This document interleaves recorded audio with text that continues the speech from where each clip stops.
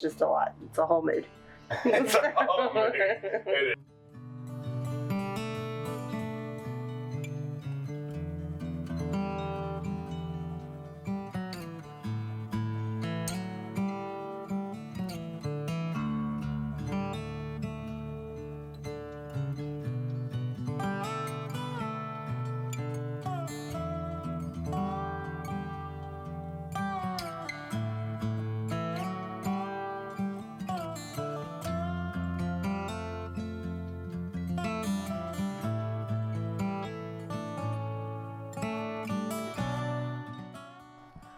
What's happening, y'all? So you just got to see Jen and I making a huge batch of calendula salve and comfrey salve. But when we do that, that means it's time to be harvesting some more comfrey. So I need to get it cut and get it hanging up for the next round that we'll be doing.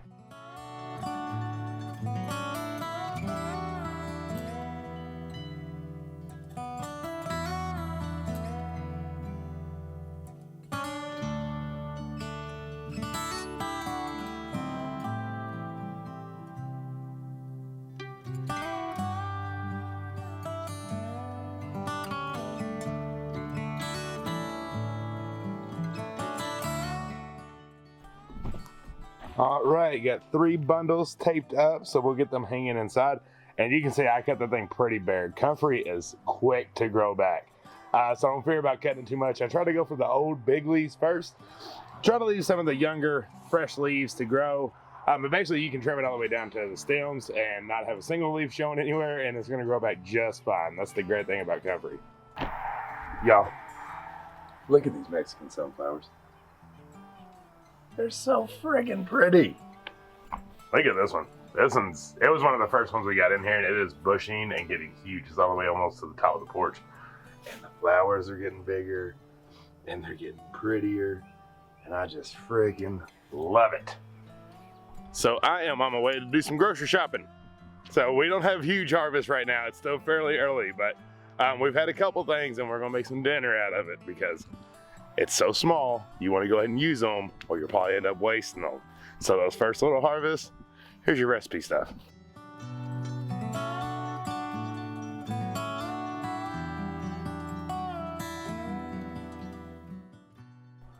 All right, so our garden grocery store harvest was an 8-ball zucchini and an itty bitty lemon ball squash. And sometimes they're a little bit smaller if your plants are smaller, but this one is ripened, so I went ahead and got it. And there is dinner. I'm kidding, obviously, but it's important, very important, like I had mentioned at the beginning of garden harvest time, to be using the food that you're growing. I know sometimes we have in our mindset like, oh, we're gonna have this huge harvest all the time. Well, it ain't like that. You're gonna get 1 cucumber here, 1 zucchini there, as it starts growing, and I promise you, we've been there. It'll sit there and waste if you don't throw it in some kind of recipe.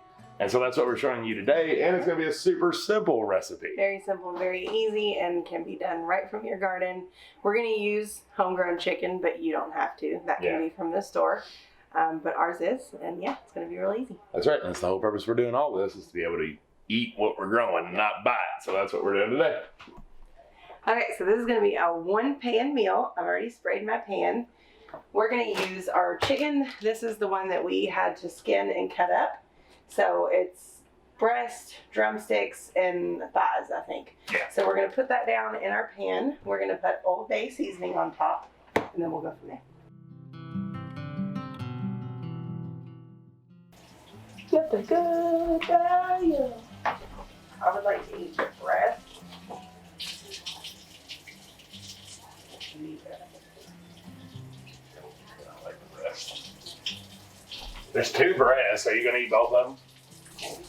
Maybe. So while she's cleaning that, I do challenge y'all though, because y'all know I was very passionate in the last video about growing your own meat. I understand the ones that can't totally get it. But look at that color. Look at it. Go get your chicken breast out of there, right out of the fridge right now that you bought, and tell me that the color of this isn't so much more vibrant than that color you have in your bag.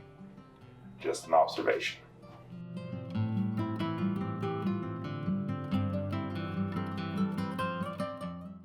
The chicken is in, and now what did you say next? Season. Let's see it. So Melissa and Tyler, There you go. Melissa and Tyler got us on this season, and Zach had it before, but I had it but I really like it, so I'm going to use it tonight. That's the big open. Oh. The whole thing will be tasting like Old Bay. And be generous. I don't like bland food, so I'm always very generous with spices. She is. I love it. Love that about you.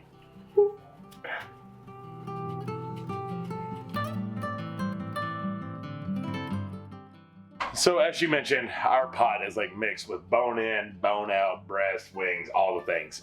This could work with every slice of chicken you want. So if you want to do breast, or if you want to do all drumsticks, anything like that, all of that will apply here. Yeah, we just had cut the chicken up, so we're going to use all of it. All of it.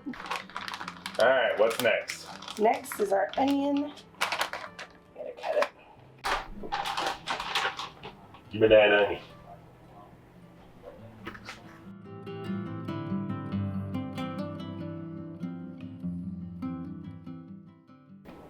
Coming in. Nice. Okay, so the onion was diced, and now you're gonna do the same thing. Is everything in a diced format? Yes. Well, everything but the zucchini. The Everything. zucchini I'm going to like quarter. Oh, okay. All right, so dice all your veggies, but the zucchini and squash. I had a ground cherry, it wasn't ready. Well, aren't they toxic? Actually, should I do them in rings? Ooh, rings would be good. Yeah, it was sitting out there. It was like completely shriveled, and I like, so I kind of like just touched it and it fell off. I was like, well, that's gotta be ready, right? It wasn't. That's like lodged in my throat. Oh my gosh.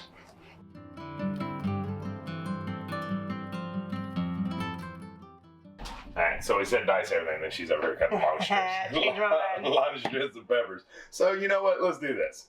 Cut it however the frick you want to. Whatever you're feeling right now while you're cutting, just however you want to.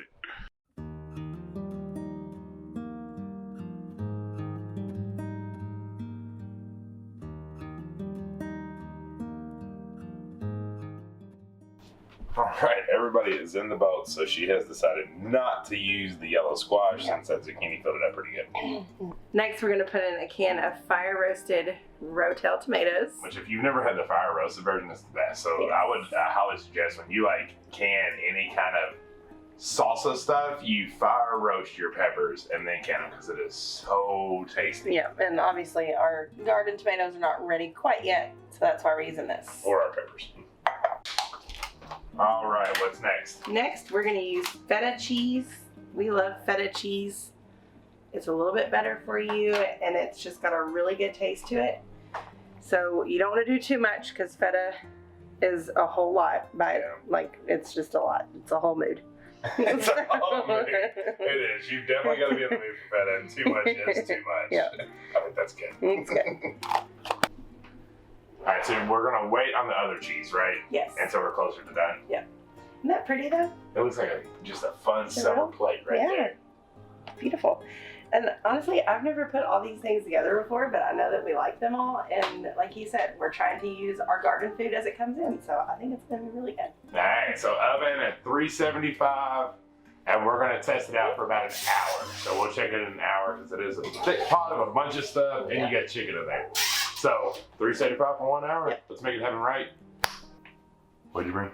That's fire. if you have a farm or a homestead, summers require fly swatters.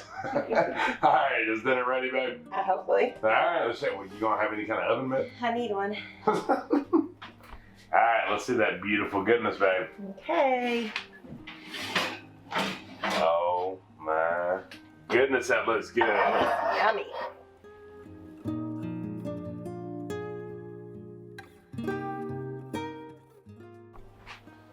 Knife. Where's the knife? Oh, wait. Are we good? Huh? You want the cheese on it or not? We can just sprinkle on top. If that works for you. Could put some microgreens in there. There you go, get the microgreens out. A little bit more farm to table action happening.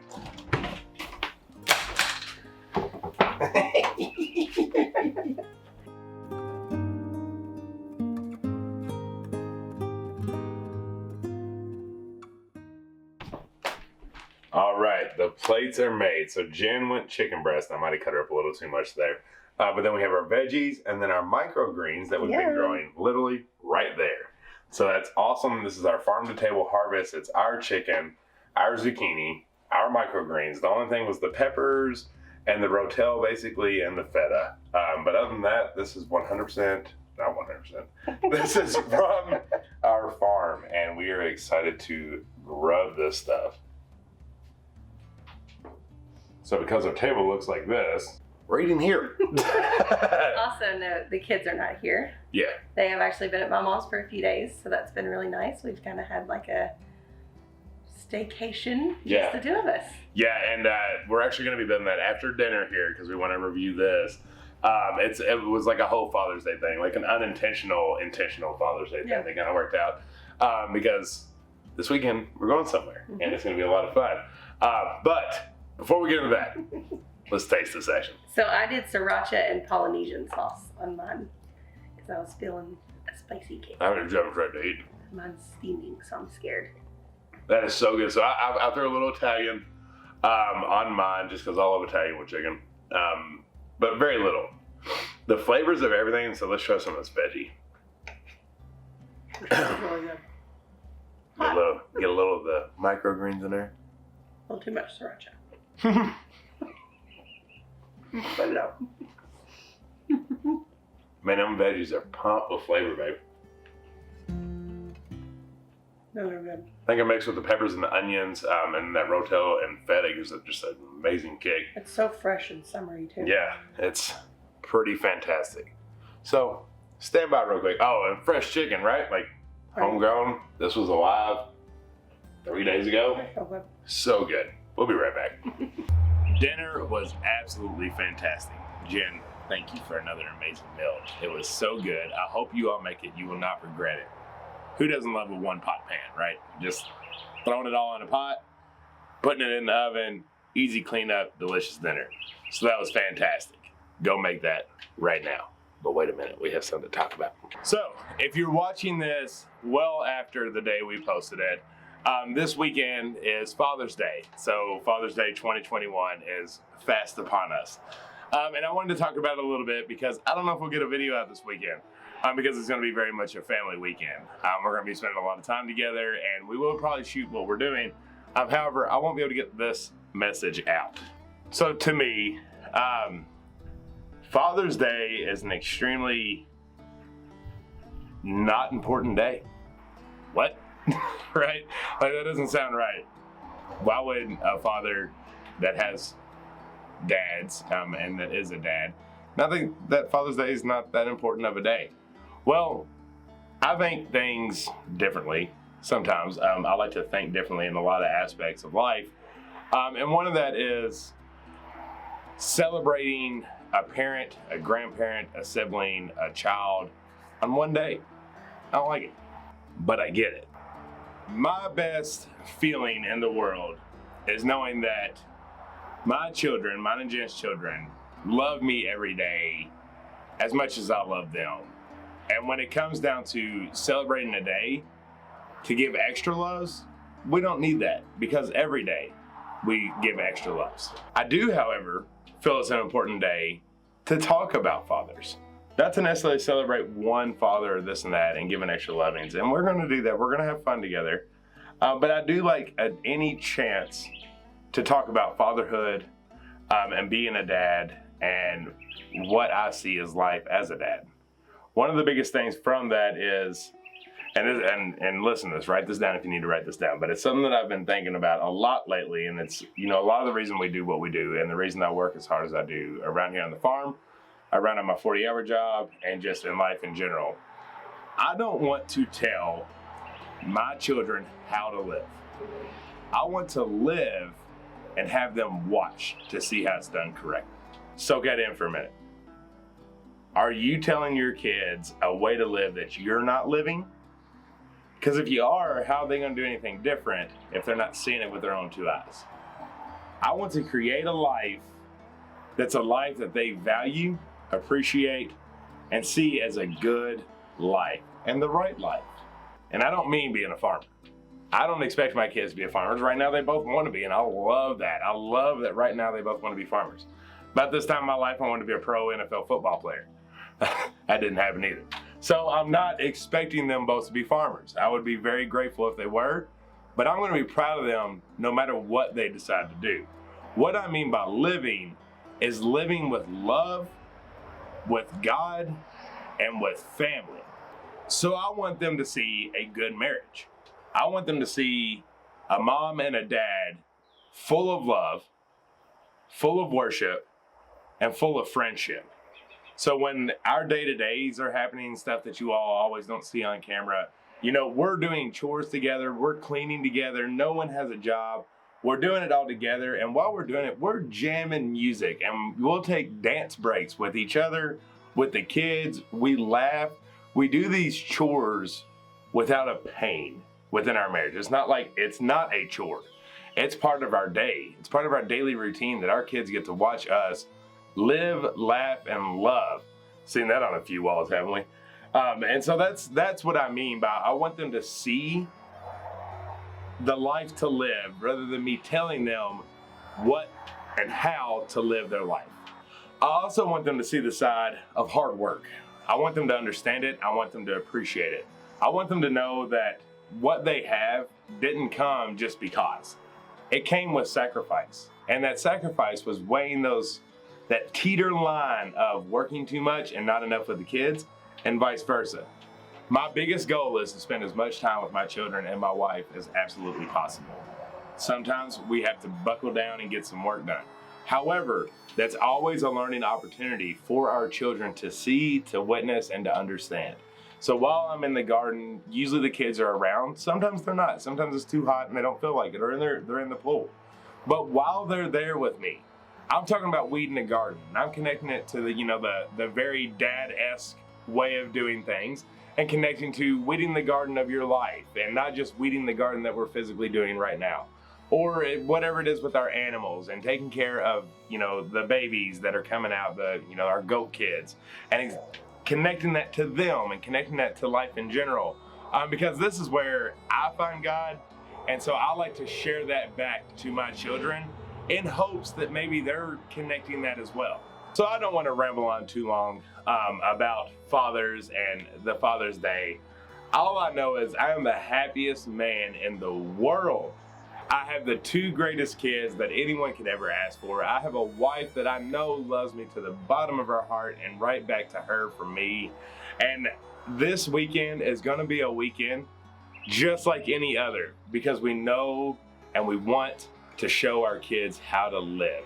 So we are going to be going out of town. We're going to be having some fun, and we're going to be doing things as a family, because the work is done this afternoon.